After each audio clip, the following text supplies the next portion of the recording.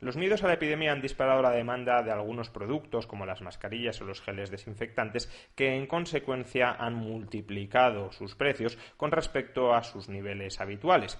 Esa fuerte elevación de los precios ha llevado, a su vez, a algunos gobiernos a tomar medidas muy intervencionistas para tratar de controlar esa desbocada alza de precios. Pero ¿realmente han hecho lo correcto? ¿Realmente medidas como las que puede haber adoptado Emmanuel Macron en Francia, consistentes en requisar todas las mascarillas que hay dentro del país para que sea el Estado quien las distribuya conforme a las necesidades sanitarias que aprecie, es una medida correcta que va a contribuir a contrarrestar, a frenar, a combatir la extensión de la epidemia? ¿O por el contrario, el hecho de que se adopten estas medidas que impiden que el mercado funcione habitualmente a la hora de producir mascarillas puede contribuir a lo contrario, a que haya una escasez generalizada de las mismas y a que, por tanto, no estén disponibles para los servicios más fundamentales, más perentorios en el contexto actual?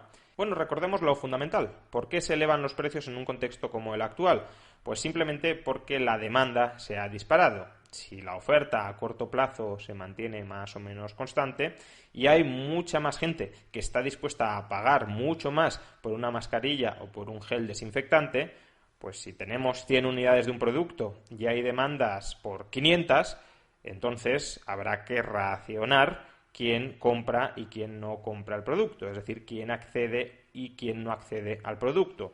Hay 500 personas que lo quieren, solo hay 100 unidades, por tanto, no todos a corto plazo pueden tener el producto.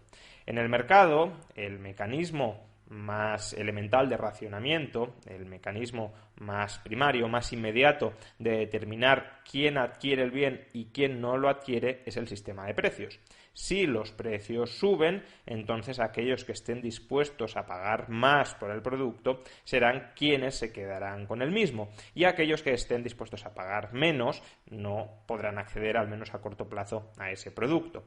En general, se trata de una forma de distribuir el bien, de distribuir la mercancía, que tiene bastante sentido, ya que en general quien está dispuesto a pagar más es porque valora más el bien y quien está dispuesto a pagar menos es porque valora menos el bien. Además, quien está dispuesto a pagar más porque puede pagar más también es aquel que previamente ha producido y ha vendido en el mercado mercancías que otras personas valoran mucho, de tal manera que lo que está haciendo en última instancia es recojo valor del mercado porque previamente he aportado valor. Recibo porque previamente he dado, y recibo en una magnitud de valor que es equivalente a la magnitud de valor que he aportado antes y sin la cual no tendría el poder adquisitivo para comprar esa mascarilla, ese gel desinfectante, ese producto que se está encareciendo de precio. Por tanto, la elevación del precio es una forma, como digo, de racionar una oferta que es insuficiente para satisfacer a toda la demanda. Sin embargo, si esa fuera toda la función de la elevación de los precios, racionar la demanda ante una oferta que es insuficiente para satisfacer a la totalidad de esa demanda, cabría en ocasiones afirmar que quizá haya otros mecanismos de racionamiento de la demanda que tengan más sentido que el sistema de precios. Por ejemplo, que el Estado requise, confisque toda la producción presente de un bien, de una mercancía, y la distribuya en función de las necesidades que el Estado aprecia que existen, aun cuando obviamente nos enfrentemos a problemas de corruptelas y de que el Estado reparta los bienes no en función de las necesidades que él aprecie, sino en función de los intereses y las redes clientelares que tenga montadas. Pero obviando ese problema, uno podría decir, ¿y por qué el mejor criterio para distribuir una mercancía en cualquier contexto ha de ser el precio de mercado y no, en cambio, las necesidades objetivas que el Estado aprecie que existan? Bueno, dejando de lado si existen o no existen necesidades objetivas, porque, bueno, sí podríamos decir que si tenemos un determinado propósito, por ejemplo, vencer una pandemia o vencer una epidemia, a lo mejor la distribución de mascarillas que arroja el sistema de precios no es la más adecuada para frenar la epidemia, para frenar la pandemia, en cuyo caso sí podría ser cierto que, dado ese objetivo, la distribución de ese escaso bien que efectúe el Estado a través del Boletín Oficial del Estado sea más eficaz que la distribución que efectúe el mercado a través del sistema de precios. Pero, como digo, La única función de la elevación de los precios no es racionar la demanda. De hecho, diría que no es la principal función de la elevación de los precios. Que los precios suban, incluso que suban mucho, tiene una segunda función fundamental, que es estimular el incremento de la oferta. Repetimos, estamos en un contexto en el que la demanda, por buenos o malos motivos, pero la demanda es mucho mayor que la oferta. Y por tanto, si la oferta no aumenta, lo único que sucederá, o lo único que podrá suceder, es que tendrán que repartirse los muchos demandantes un stock insuficiente, un stock minúsculo de oferta.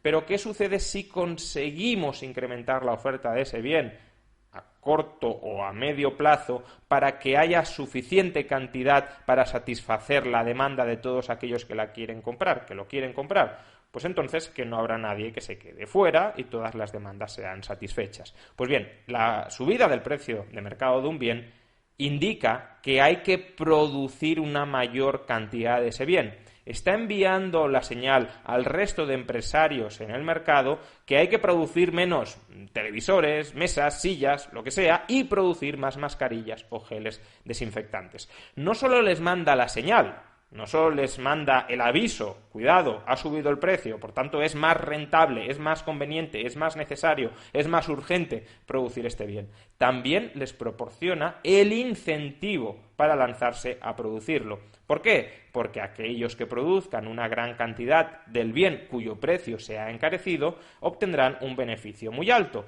Por tanto, el empresario, los capitalistas, en primer lugar, estarán dispuestos a lanzarse rápidamente a producir mayor cantidad de ese bien y segundo, también los capitalistas, los empresarios, estarán dispuestos a pagar precios extraordinarios por los factores productivos para conseguir movilizarlos rápidamente en producir una mayor cantidad de ese bien.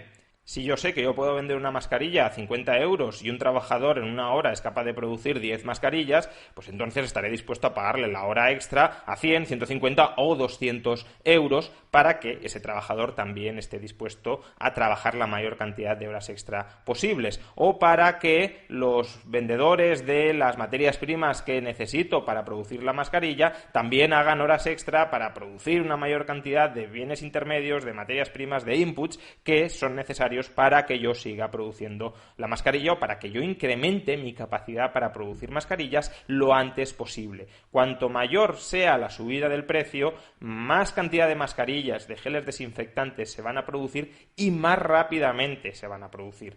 El dinero es tiempo, es decir, si estamos dispuestos a pagar mucho, se acelerarán los procesos productivos para que lleguen esos bienes que demandamos con tanta urgencia lo antes posible. En este sentido, fijémonos que el Estado sí puede reemplazar la función que hace el mercado a la hora de distribuir las mascarillas en función con el precio. Es lo que hemos dicho. Existe la alternativa de que un stock limitado de mercancías se distribuyan a los que más están dispuestos a pagar por ellas o a que se las quede el Estado y las distribuya en función de las necesidades que él aprecie como objetivas en un determinado contexto. Esa función, ya digo, más o menos la puede reemplazar, mejor o peor, pero la puede reemplazar. Ahora bien, si el Estado, por ejemplo el Estado francés, requisa todas las mascarillas y paga un precio de 3 o 4 euros por mascarilla, ¿qué incentivo extraordinario existe para que el sistema productivo francés se ponga las pilas, concentre recursos para fabricar masivamente, en grandes cantidades y muy rápido, nuevas mascarillas?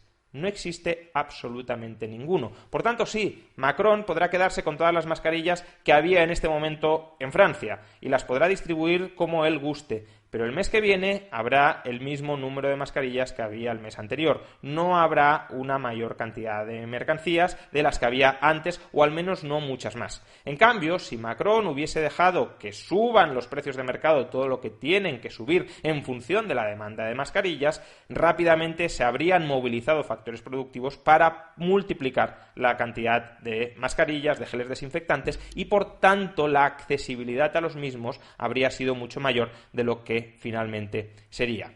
Ante esto, por cierto, cabría objetar dos tipos de críticas o dos tipos de contraargumentaciones. La primera es que uno podría decir, Bueno, es verdad que el mercado, al permitir la elevación de los precios y por tanto incentivar que se produzcan muchas más mascarillas, consigue aumentar mucho la oferta y por tanto que a medio plazo no haya desabastecimiento. Pero si el peaje que hay que pagar para que no haya a medio plazo desabastecimiento es que hoy a corto plazo las mascarillas se las queden aquellos que están dispuestos a pagar más por ellas y no aquellos que las necesitan más, por ejemplo el personal sanitario, entonces no es un peaje que estemos dispuestos a pagar, no es un peaje que debamos pagar. Por consiguiente, aún así Macron podría haber hecho lo correcto. Sin embargo, existe una alternativa a cambiar la distribución de las mascarillas tal cual la arroja el mercado en función del sistema de precios, sin abortar al mismo tiempo el funcionamiento del sistema de precios. Y esa alternativa es que, si Macron cree que la distribución de mascarillas no es la correcta en función del sistema de precios, que el Estado francés compre, no confisque, compre las mascarillas a su precio de mercado. ¿Que el precio de mercado se ha multiplicado por 10? Pues que el Estado francés, si considera que es muy importante que esas mascarillas no las compren ciudadanos franceses particulares, sino que estén en los hospitales públicos de Francia, que compre las mascarillas a su precio disparado. De esa manera, el Estado, que tiene una capacidad fiscal enorme para pagar lo que quiera, podrá comprar las mascarillas, las podrá distribuir como quiera, pero no impedirá que el sistema de precios mande la señal al resto del sistema productivo y a su vez incentive que esa señal se siga, es decir, incentive que se produzcan muchas más mascarillas. Esta sería la primera objeción. Es una objeción incorrecta porque había alternativas mucho mejores a lo que ha hecho Macron. La segunda objeción sería que, Macron puede confiscar las mascarillas y buscar mecanismos alternativos para conseguir que la oferta de mascarillas aumente. Por ejemplo, utilizar el BOE no solo para confiscar las mascarillas, sino para ordenar, para mandar a las fábricas de mascarillas francesas que produzcan muchas más mascarillas, incluso a pérdida. Este segundo contraargumento, sin embargo, tiene dos problemas. El primero es que, quizá el Estado francés, es verdad, pueda ordenar el aumento de la producción de mascarillas o de geles desinfectantes cuando estamos hablando de que tiene que planificar la producción de un bien, de dos bienes, de tres bienes. Pero ¿qué pasa si la escasez de productos sigue avanzando y llegamos a un contexto en el que escasee prácticamente todo? ¿De verdad el Estado francés, dando órdenes desde el BOE, será la entidad más eficiente para planificar la totalidad de la economía? ¿Cómo el Estado francés, sin dejar que funcione el sistema de precios y sin que, por tanto, a través del sistema de precios, conozcamos qué bienes son relativamente más escasos, aquellos que se encarecen relativamente más, y qué factores productivos son relativamente más valiosos en cada una de las líneas de producción? Aquellos que tienen un coste más alto son los más escasos, los más valiosos y los que hay que economizar en mayor medida. ¿Cómo el Estado francés, sin dejar actuar al sistema de precios, sabrá qué producir y cómo producir al menor coste posible, es decir, minimizando el despilfarro y maximizando la producción de todo lo que se quiere producir? No podrá hacerlo. Ya sabemos que ese es un mecanismo fallido, fracasado, que se intentó en países socialistas, planificar centralizadamente la economía y no funcionó.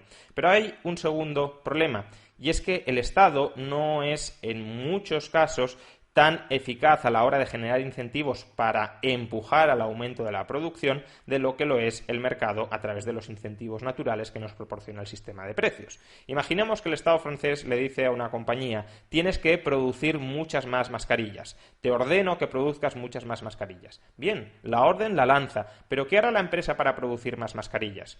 ¿Puede la empresa obligar a los trabajadores a que trabajen muchas más horas extra? ¿O la empresa, para incentivar a que los trabajadores trabajen más horas extra, les tendrá que pagar un salario creciente, un precio creciente por las horas extra? Si la empresa no puede cobrar más por las mascarillas, tampoco podrá pagarles más por las horas extra, y si no les paga más por las horas extra, sin que pueda obligar a los trabajadores a trabajar más, probablemente no conseguirá que los trabajadores, o que muchos más trabajadores, quieran trabajar muchas más horas.